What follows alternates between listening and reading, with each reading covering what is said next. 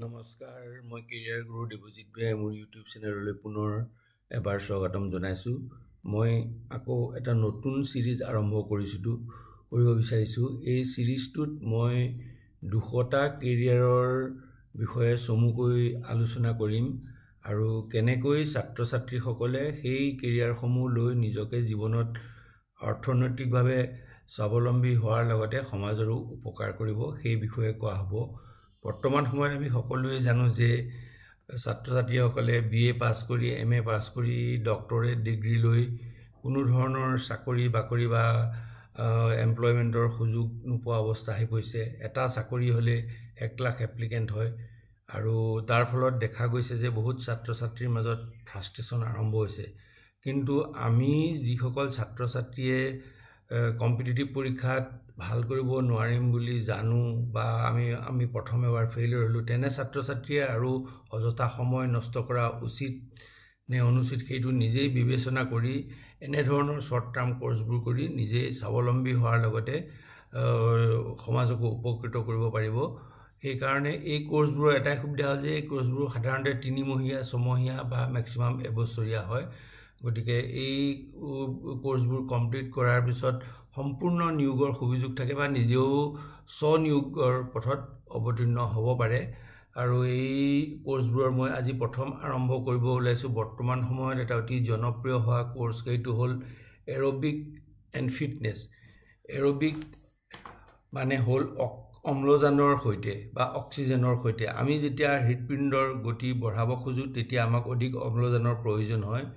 এই অম্লজান আমি যেতিয়া খোজ কাঢ়োঁ, আমি নাচোঁ বা আমি কিছুমান জগিং কৰোঁ, এইবোৰত আমাক অধিক অম্লজানৰ প্ৰয়োজন হয় আৰু ই আমাৰ শৰীৰলৈ অধিক অম্লজানৰ যোগান ধৰাত সহায় কৰে আৰু সেই সময়ত আমাৰ স্বাস্থ্যৰো ই উপকাৰ কৰে। গতিকে জগিং কৰা, দৌৰা, চাইকেল চলোৱা, সাঁতোৰা, খোজ কাঢ়া এইবোৰ হ'ল এৰবিক এক্টিভিটি।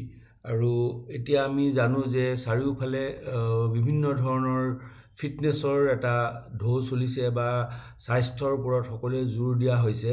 কাৰণ আজিকালি আগৰ দিনৰ মানুহৰ দৰে খোজকাঢ়ি বিভিন্ন ঠাইলৈ যাব নালাগে। 10-15 কিলোমিটাৰ খোজকাঢ়ি আগতে যাব লাগিছিল, আজিকালি নালাগে। আজিকালি 100 মিটাৰ দূৰো মানুহে বাইক লৈয়ে যায়। গতিকে তাৰ কাৰণত এইবোৰ অধিক প্ৰয়োজন হৈ পৰিছে যাতে মানুহে সবল আৰু সুস্থ হৈ থাকিব পাৰে আৰু নিৰোগী হৈ থাকিব পাৰে। গতিকে এৰবিক আৰু ফিটনেছৰ যদি কোনোবাই ভাবে যে মই ক্লাছ 12 পাছ কৰাত মোৰ আৰু পঢ়া শুনাৰ ইমান ভাল হোৱাৰ আশা নাই বা মেক্সিমাম গ্ৰেজুৱেশ্যন কৰিলে, তেতিয়া তেওঁলোকে এৰবিক আৰু ফিটনেছৰ এটা 3 মহীয়া বা 6 মহীয়া কোৰ্চ কৰি তেওঁলোকে সেই লাইনত আগবাঢ়ি যাব পাৰে। আৰু যাৰ এনেই সৰুৰে পৰা খেলা ধূলা কৰা বা দৌৰা বা বিভিন্ন এনেকুৱা ধৰণৰ এক্টিভিটিত ইণ্টাৰেষ্ট থাকে তেওঁলোকৰ কাৰণে এইটো অতি ভাল কোৰ্চ। গতিকে বৰ্তমান সময়ত বিভিন্ন ইনষ্টিটিউটে আছে যোনে 3 মহীয়া 6 মহীয়া কোৰ্চবোৰ বা বছৰীয়া কোৰ্চবোৰ দিয়ে। তাত তেওঁলোকে 3 মাহ বা 6 মাহ জইন কৰি তাৰপিছত তেওঁলোকে কোনো ফিটনেছ ক্লাবত বা হেল্থ ক্লাবত তেওঁলোকে ফিটনেছ ইনষ্ট্ৰাক্টৰো হ'ব পাৰে বা নিজেও এটা ফিটনেছ ইনষ্টিটিউট খুলিব পাৰে বা ফিটনেছ ক্লাব খুলিব পাৰে। গতিকে তাৰ কাৰণে বেছি ধনৰো প্ৰয়োজন নহয় আৰু তেওঁলোকে আজিকালি স্কুলসমূহতো তেনেকৈ ফিটনেছ ইনষ্ট্ৰাক্টৰ দিয়া হৈছে।